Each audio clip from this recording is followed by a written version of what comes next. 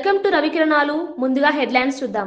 పర్యావరణ పరిరక్షణపై ప్రత్యేక దృష్టి సారించిన పవన్ కళ్యాణ్, అడవులు భవిష్యత్ తరాల వారసత్వం అంటూ పవన్ కళ్యాణ్ వ్యాఖ్య. అటవీ శాఖ అధికారులతో సమీక్ష నిర్వహించిన ఉప ముఖ్యమంత్రి, వన్యప్రాణుల సంరక్షణకు కొత్త విధానాలు రూపొందించనున్న ప్రభుత్వం.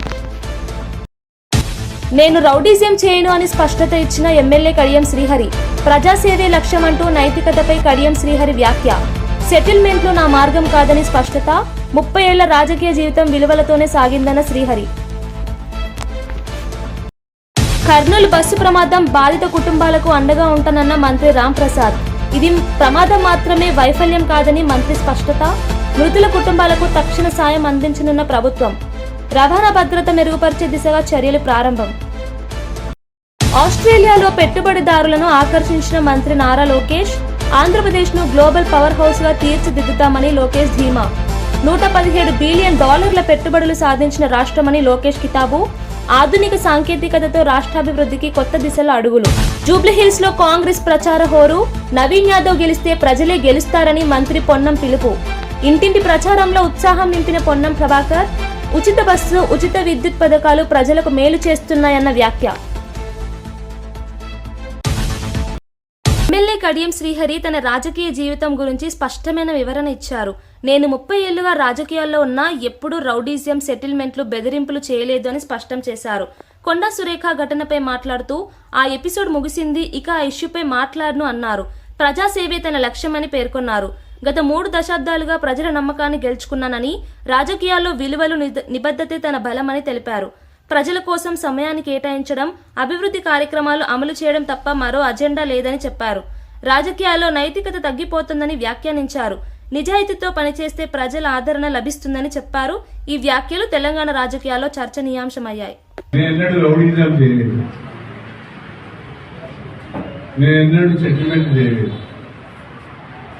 ఎవరిని బెదిరించి బలవంతపు వసూలు చేయలేదు, భూ కబ్జాలు చేయలేదు. నాకు ఎవరితో ఎందుకు సమస్య ఉంటుంది? అనునిత్యం నేను ప్రజల్లో ఉంటాను. నన్ను ఎందుకు నా ప్రజలకి ఏం చేయగలను, నా నియోజకవర్గానికి ఏం చేయగలను అనే ఆలోచన ఉంటుంది తప్ప అనవసరమైన విషయాలకి పోయేటానికి నాకు ఇష్టం లేదు. అభివృద్ధిలో నాతోని పోటీ పడలేని వాళ్ళు నా మీద విమర్శలు చేస్తే నేను చేసేది. కర్నూలు బస్సు ప్రమాదంపై రవాణా శాఖ మంత్రి రాంప్రసాద్ రెడ్డి స్పందించారు.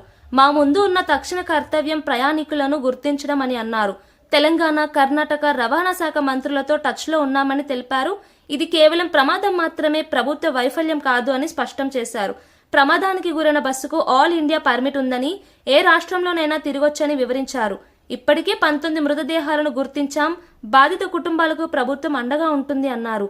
రవాణా భద్రతను మెరుగుపరిచే చర్యలు తీసుకుంటామని చెప్పారు. కుటుంబాలకు తక్షణ సాయం అందించేందుకు అధికారులకు ఆదేశాలు జారీ చేసినట్లు తెలిపారు. ఈ ఘటన దురదృష్టకరమైనదైనా ప్రభుత్వ బాధ్యతగా బాధితులకు సహాయం అందిస్తామని హామీ ఇచ్చారు. టచ్లో ఉన్నాం. 40 మంది ఎవరైతే క్షతగాత్రులు, అలాగే చనిపోయిన వాళ్ళ గురించి బేసిక్ రిపోర్ట్ ఏదైతే ఉందో వచ్చే 2 గంటల్లో మాకు అందుతుంది. కాబట్టి తప్పకుండా ఆ కుటుంబాలను గుర్తిస్తాం. వాళ్లకు ఈ ప్రభుత్వం ద్వారా ఏవైతే చేయూత ఇవ్వాలనుకున్నా ఇచ్చేదానికి సిద్ధంగా. ముఖ్యంగా నేను ఒకటి చెప్తున్నానండి, అది చాలా తప్పు. ఈరోజు ఏ బస్సు అయితే యాక్సిడెంట్ అయిందో ఇది all India permit tourist bus అండి. ఈ బస్సులు చట్టపరంగా ఏ రాష్ట్రమైనా తిరిగేదానికి దీనికి హక్కు ఉంటుంది. దీని రికార్డ్స్ కావాలంటే మేము ముందర ప్రొవైడ్ చేస్తాము. ఇది ఆల్ ఇండియా పర్మిట్ ఉండే రాష్ట్రాలు డామన్ అండ్ డైవ్లో రిజిస్టర్ అయిన బస్సు. ఈ బస్సు ఎక్కడైనా తిరగచ్చు. కేటగిరీలో క్వార్టర్కు ఇంత డబ్బని చెల్లించే విధానంలో ఉంటాయి. కాబట్టి వాళ్ళు ఎక్కడైనా ఈ బస్సును తిప్పే హక్కు వాళ్ళకు ఉంది. కాబట్టి ఈ రూట్లో తిరిగింది.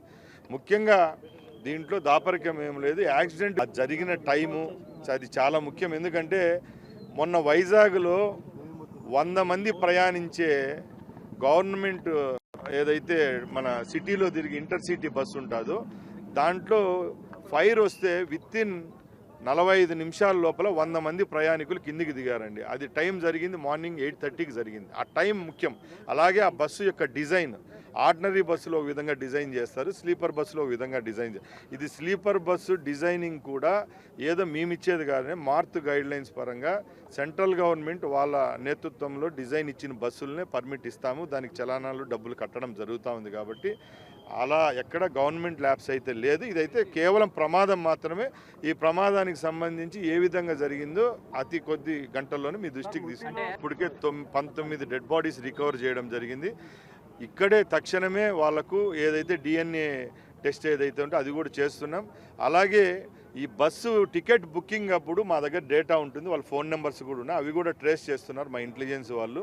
తప్పకుండా ట్రేస్ చేసిన తర్వాత ప్రయాణికుడు కర్ణాటక అతను, తెలంగాణ, ఆంధ్ర అనే అతను గుర్తిస్తాం. ముఖ్యంగా మీరు ఒకటి గుర్తించుకోవాలా, సంఘటనా స్థలము ఆంధ్రప్రదేశ్కి చెందినది, బస్సు ఆంధ్రప్రదేశ్ది కాదు.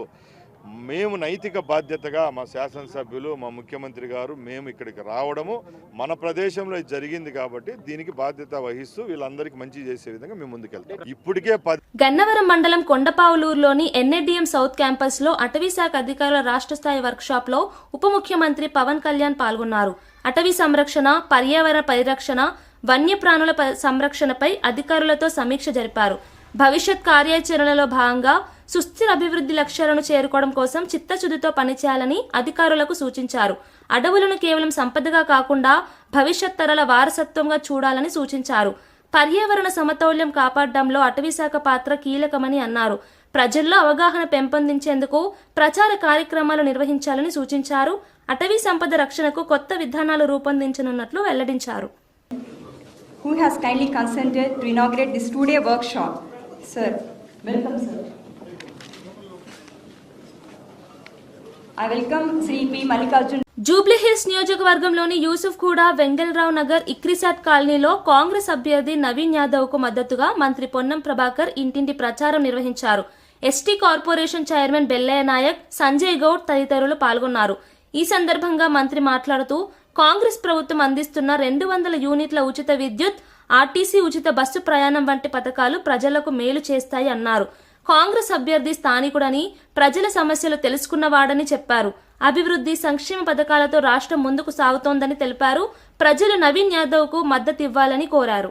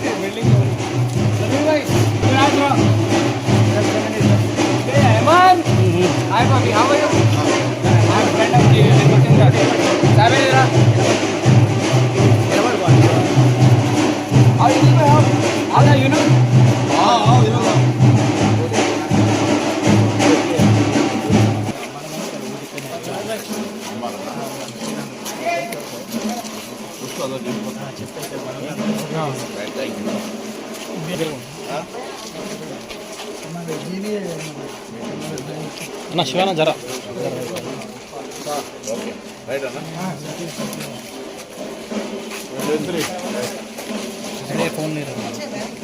ఆస్ట్రేలియా పర్యటనలో ఉన్న రాష్ట్ర ఐటీ మంత్రి నారా లోకేష్ మెల్బోర్న్లో ఆస్ట్రేట్ ప్రతినిధులతో సమావేశమయ్యారు. ఆంధ్రప్రదేశ్ను 2047 నాటికి గ్లోబల్ ఎకనామిక్ పవర్ హౌస్గా తీర్చిదిద్దడమే తమ ప్రభుత్వ లక్ష్యమని చెప్పారు. ఆధునిక సాంకేతికత, సుస్థిర అభివృద్ధి ద్వారా ప్రజలకు ఉజ్వల భవిష్యత్తు అందిస్తామని అన్నారు. గత 16 నెలల్లోనే $117 బిలియన్ పెట్టుబడులు ఆకర్షించామని తెలిపారు. సీఎం చంద్రబాబు దార్శనిక నాయకత్వంలో రాష్ట్రం వేగంగా అభివృద్ధి చెందుతోందన్నారు. Aerospace, defence, pharma, semiconductor, green hydrogen రంగాల్లో పెట్టుబడులకు విస్తృత అవకాశాలున్నాయని వివరించారు. ఇది ఆంధ్రప్రదేశ్ ఆర్థిక భవిష్యత్తుకు కొత్త అధ్యాయమని పేర్కొన్నారు.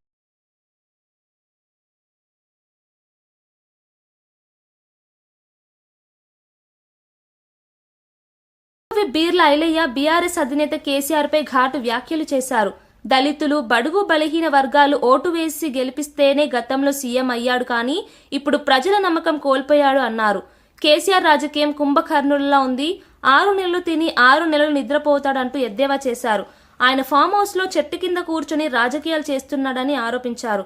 పార్టీ ఆఫీసుకు రాకుండా నాయకులను ఫామ్ హౌస్ కే పిలిపిస్తున్నాడు అన్నారు. తెలంగాణ ప్రజలు మళ్లీ కేసీఆర్ మాయకు లోను కావడం అసాధ్యమని చెప్పారు.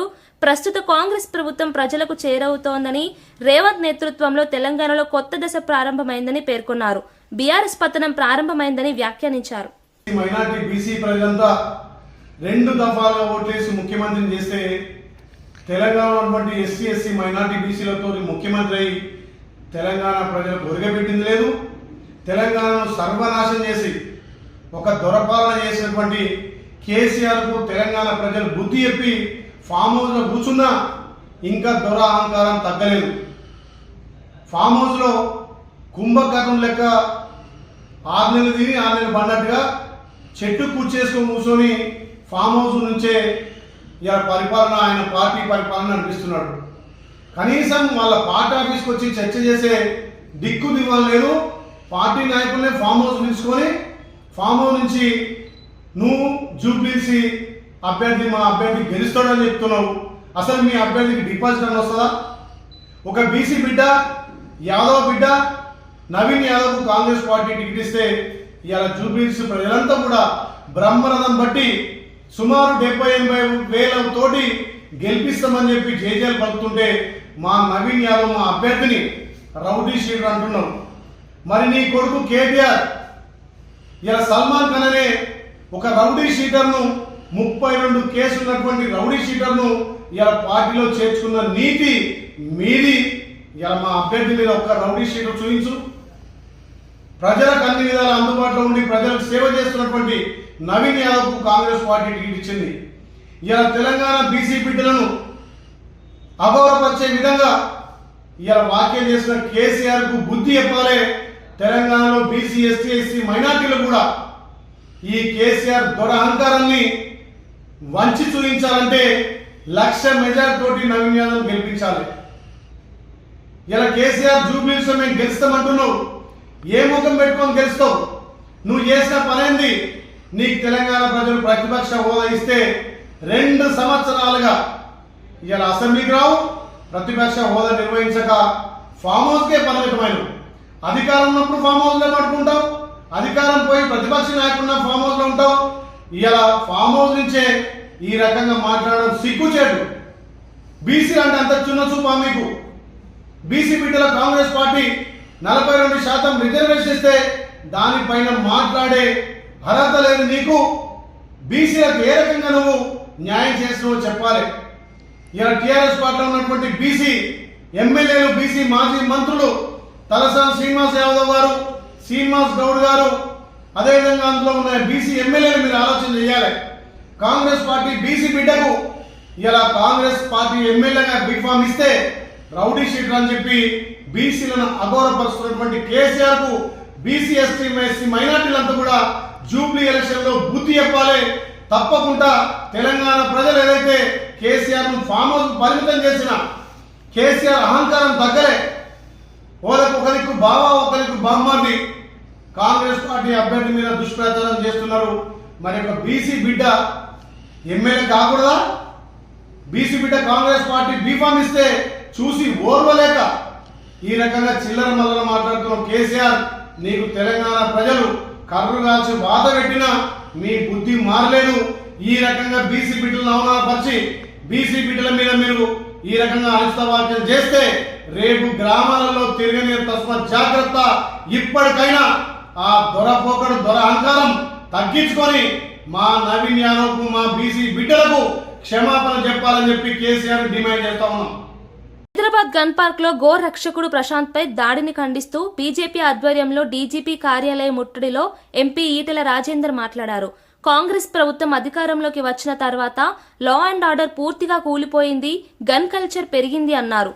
మేడ్చల్, కీసర, గట్కేసర్ పరిధిలో మాఫియా మాదిరి రవాణా జరుగుతోందని చెప్పారు. గో రక్షకులు సమాచారం ఇచ్చిన పోలీసులు స్పందించడం లేదు అన్నారు. ప్రశాంత్ పై తుపాకీ కాల్పులు జరపడం ఎంత ధైర్యమో అని ప్రశ్నించారు. వీరి వెనుక ఎవరున్నారు, ప్రభుత్వం ఎందుకు స్పందించడం లేదు అంటూ విమర్శించారు. హిందూ దేవాలయాలపై దాడులు పెరిగాయని, ప్రభుత్వం నిర్లక్ష్యం వహిస్తోందని హెచ్చరించారు. ఈ దాడుల వెనుక ఉన్నవారిపై కఠిన చర్యలు తీసుకోవాలని డిమాండ్ చేశారు. గోరక్షకులుగా నేను నిత్యం చూస్తూ ఉంటా. ఇక్కడ ఎంపీగా మేడ్చల్ పోలీస్ స్టేషన్ కావచ్చు, షామీర్పేట పోలీస్ స్టేషన్ కావచ్చు, కీసర పోలీస్ స్టేషన్ కావచ్చు, గడ్కసర పోలీస్ స్టేషన్ కావచ్చు, నిత్యం కొన్ని వందలాది ట్రక్కులు కదిలిపోతూ ఉన్నాయి. ఇది ఒక పెద్ద మాఫియా లాగా తయారైంది. దీన్ని కంట్రోల్ చేయాల్సిన బాధ్యత ప్రభుత్వం మీదనే ఉంటుంది. అసలు గోరక్షకులుగా సమాచారం ఇస్తుండొచ్చు కానీ కంట్రోల్ చేయాల్సిన బాధ్యత మాత్రం పోలీస్ స్టేషన్ మీదనే ఉంటుంది. కానీ ఎక్కడో పోలీసులు పూర్తిగా విఫలమైన సందర్భంలో గోరక్షకులుగా బయటకు వచ్చి అక్కడక్కడ సమాచారం ఇవ్వడం కానీ అక్కడ ఆపే ప్రయత్నం చేస్తున్నప్పుడు ట్రక్కులతో గుద్దడం ఇవాళ ట్రక్కుల్ని వీళ్ళ కాళ్ళ మీద నుంచి పోనించడం. ఇవాళ 3-4 వెహికల్స్, ఒక్కొక్క ట్రక్ ఆవులు తోలుకపోయేటువంటి ట్రక్ కి 3-4 వెహికల్స్ ఇలా కత్తులతో గుండాలు దాన్ని కాపలా కాసే పద్ధతి. ఇది ఆపాలని చెప్పి చాలా రోజులుగా ఇక్కడ డిమాండ్ చేస్తా ఉంది. నిన్న ప్రశాంత్ అనే వ్యక్తి మీద నేరుగా ఇలా తుపాకీతో కాల్చిందంటే ఎంత ధైర్యం ఉండాలి, వీడికి ఎవరు సపోర్ట్ చేస్తున్నట్టు, ఎవరి అండతో ఇలా వీళ్ళు పని చేస్తున్నట్టు, మరి చట్టం ఉన్నట్ట లేనట్ట ప్రభుత్వం చెప్పాల్సిన అక్కడ ఉన్నది. దీని పూర్తి బాధ్యత ప్రభుత్వం అని చెప్పి హెచ్చరిస్తా ఉన్నాం. ఎందుకంటే ఇది విశ్వాసానికి సంబంధించిన అంశం. ఇదేదో ఆవులు అమ్ముకునేటువంటి వ్యాపార సంబంధించిన అంశం కాదు. ఇది అశేష ప్రజానీకం యొక్క విశ్వాసానికి సంబంధించిన అంశం కాబట్టి ఈ విశ్వాసాన్ని వమ్ము చేయడంలో, ఈ విశ్వాసాన్ని ఇవాళ అవమానపరచడంలో ఈ ప్రభుత్వం సహకరిస్తున్నట్టుగా ప్రజలు భావిస్తూ ఉన్నారు. కాబట్టి రేవంత్ రెడ్డి గారి ప్రభుత్వం తక్షణమే వీటి మీద విచారణ జరిపించాలి. ఎవరైతే ఈ ఫైరింగ్ చేసిందో, ఎవరైతే గతంలో కత్తులతో పొడుస్తూ ఉన్నారో, ఎవరైతే వీళ్ళు వెహికల్స్ తో చంపే ప్రయత్నం చేస్తున్నారో వాళ్ళ మీద చర్యలు తీసుకోవాలని చెప్పి ఈ ప్రభుత్వాన్ని హెచ్చరిస్తా ఉంది. హిందూ సమాజం మీద జరుగుతున్నటువంటి దాడిని నిరసిస్తూ బీజేపీ ఈ రోజున ధర్నా కార్యక్రమం చేపడతా ఉంది, పాదయాత్ర చేపడతా ఉన్నారు. కానీ అయినా కూడా ఇలా జరుగుతూనే ఉన్నాయి. దీన్ని కాల్పులే జరిగాయి. సో ఇదంతా ఎంఐఎం అండదండలు ఉన్నాయని చెప్పి అండదండలు ఉన్నాయి. అసలు అనేక దేవాలయాల మీద మన రాంపల్లిలో ఒక ఆంజనేయ స్వామి విగ్రహాన్ని ధ్వంసం చేశారు. అంతకుముందు ఇదే సికింద్రాబాద్ లో ముత్యాలమ్మ టెంపుల్ ని వాళ్ళు విధ్వంసం చేశారు. ఇవాళ 40-45 గుళ్ళ మీద ఇవాళ దాడులు జరిగినాయి. ఈ దాడి జరిగినప్పుడల్లా వీడు సైకో అనో లేకపోతే వాడు మతిస్థిమితం లేదని చెప్పి తప్పించుకున్నాను తప్ప ఇది తప్పు. ఇది విల్ఫుల్లీ ఇంటెన్షనల్లీ ఇవాళ ఎక్కడో రెచ్చగొట్టే ప్రయత్నం చేస్తున్నారు. సమాజంలో అశాంతి ప్రబలే ప్రయత్నం చేస్తున్నారు. ఇది మంచిది కాదు అని చెప్పి ఈ ప్రభుత్వాన్ని హెచ్చరిస్తాం.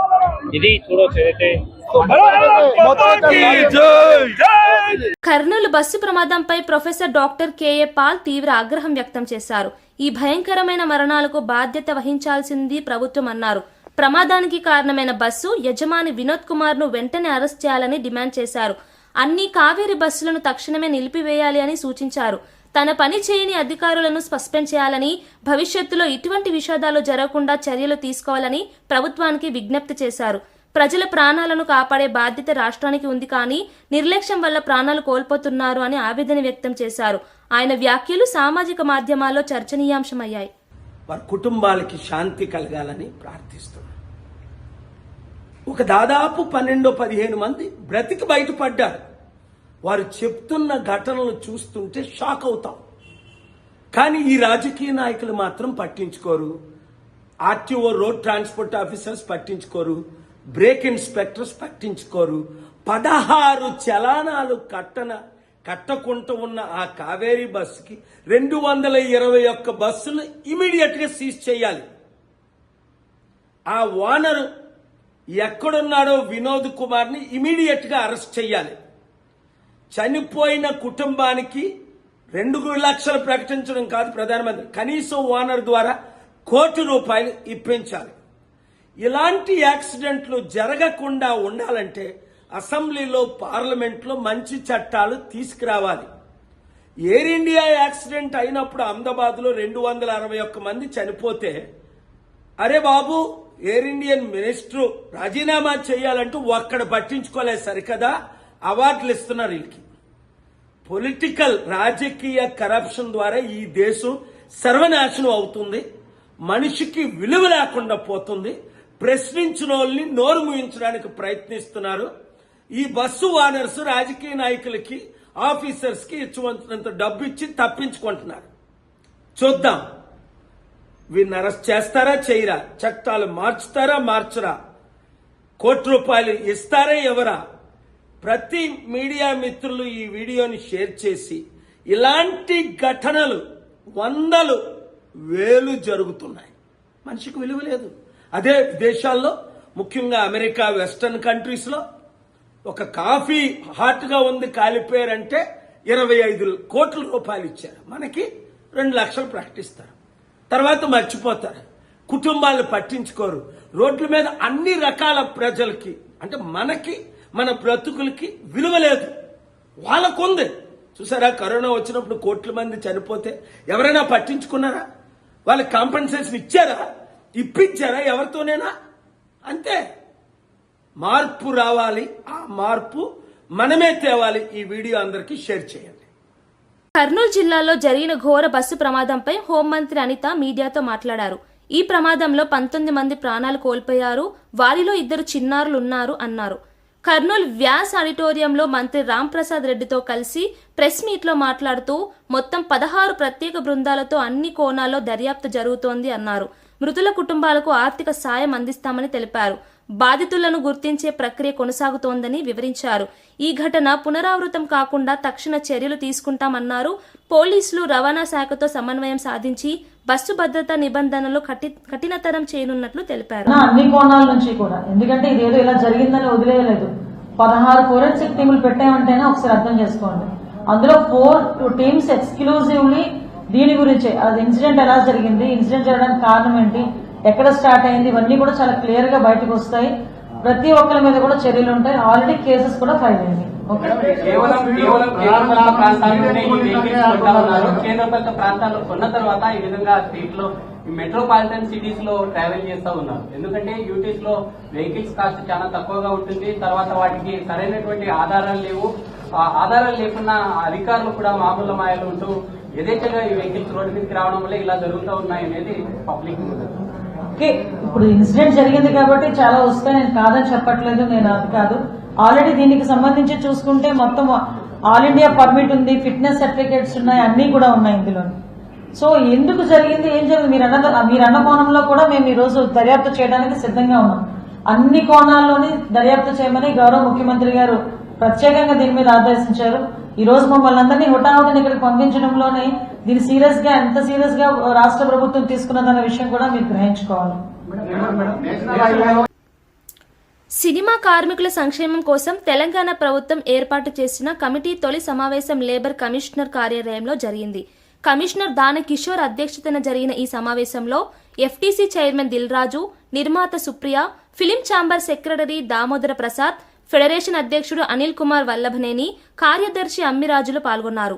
కార్మికుల జీతాలు, పని గంటలు, భద్రతా చర్యలపై విస్తృత చర్చ జరిగింది. ప్రభుత్వం త్వరలో కొత్త విధానాన్ని ప్రకటించనుందని కమిషనర్ తెలిపారు. ఫిలిం రంగంలో శ్రామిక హక్కులను పరిరక్షించడమే తమ ప్రధాన లక్ష్యమని పేర్కొన్నారు. ఈ సమావేశంతో కార్మికుల సమస్యల పరిష్కారానికి దిశానిర్దేశం లభించింది. అటు ఇండస్ట్రీ నుంచి కానీ, ఇటు ఫెడరేషన్ నుంచి కానీ వాళ్ళు కూడా ఈ కమిటీలో ఉన్నారు కాబట్టి ఒక 3-4 పాయింట్స్ ఈరోజు అడ్రస్ చేసి అవి ఎలా నెక్స్ట్ 1 వీక్లోనే అవి ఆ పాయింట్స్ని ఎలా డిజాల్వ్ చేద్దాము బోత్ పార్టీస్తో మాట్లాడి అని చేసాం. చాలా పాజిటివ్గా ఉంది.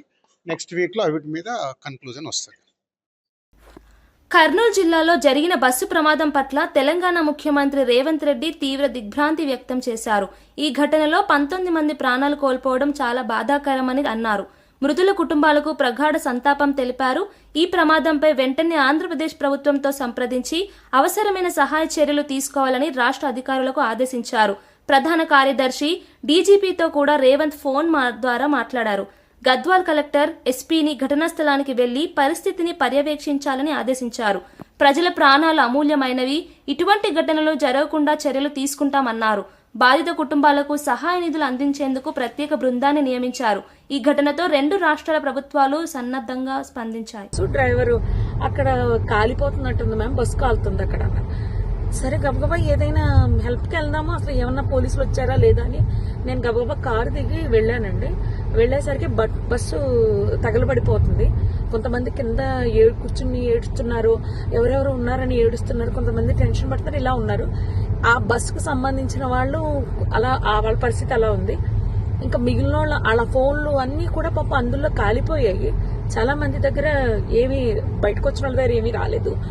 అక్కడ ఉన్న మిగిలిన జనం అండి మొబైల్స్తో వీడియోస్ తీసుకుంటున్నారండి. ఎవరైనా పోలీస్కి కాల్ చేయలేదు. నేను కార్ దిగి వచ్చే హడావుల్లో ఫోన్ ఏమో కార్లో వదిలేశాను. వర్షం పడిపోతుంది పక్క నుంచి, ఫోన్ టచ్ చేయడానికి కూడా ఎవరిదైనా అడిగి తీసుకుని టచ్ చేద్దామని వర్షానికి తడిచి అది పనిచేయట్లేదు. నేను మళ్ళీ గబగబా కార్ దగ్గరికి వెళ్ళి వెంటనే కర్నూలు ఎస్పీ గారికి అండ్ ఎస్బీ ఇన్స్పెక్టర్ గారికి కాల్ చేశానండి. లక్కీగా ఎప్పుడో నెంబర్స్ ఉన్నాయి. కాల్ చేస్తే వాళ్ళు ఇమీడియట్లీ రెస్పాండ్ అయ్యారు. వాళ్ళు రెస్పాండ్ అయిన కాసేపటికి రూరల్ సిఏ గారి బృందం అంట వాళ్ళు వచ్చారు. దాని ముందే ఫైర్ స్టేషన్ వాళ్ళు వచ్చేసారు. అండ్ ముందు ఫైర్ స్టేషన్ వాళ్ళని, నెక్స్ట్ ఫైర్ సిబ్బంది, నెక్స్ట్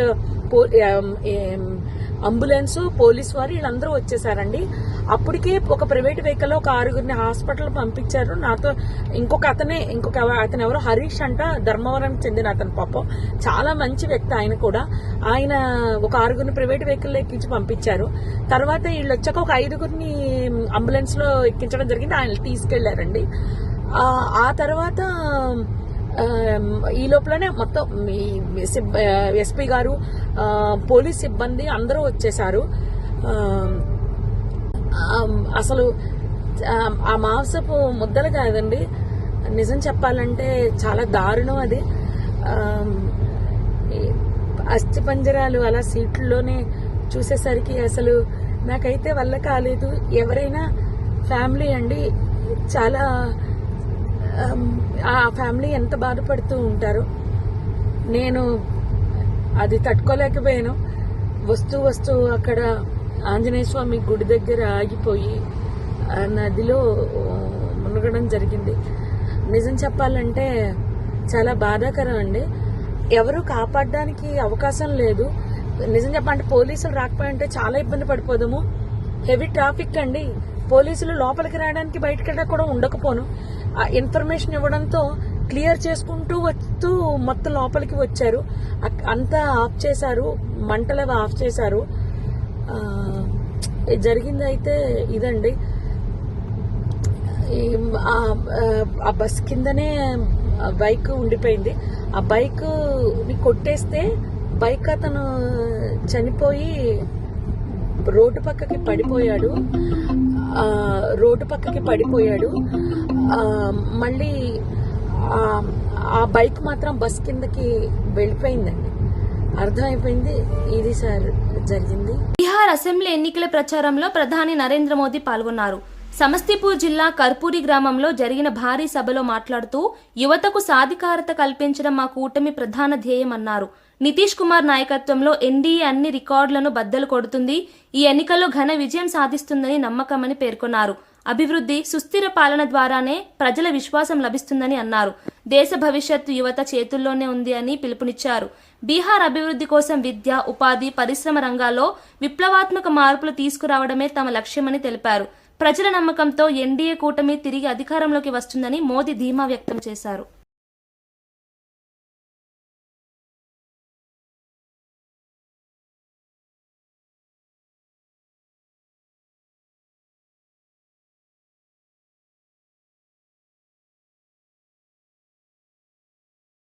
మాజీ మంత్రి జోగి రమేష్ వైఎస్ఆర్ కాంగ్రెస్ పార్టీపై జరుగుతున్న దుష్ప్రచారాన్ని తీవ్రంగా ఖండించారు.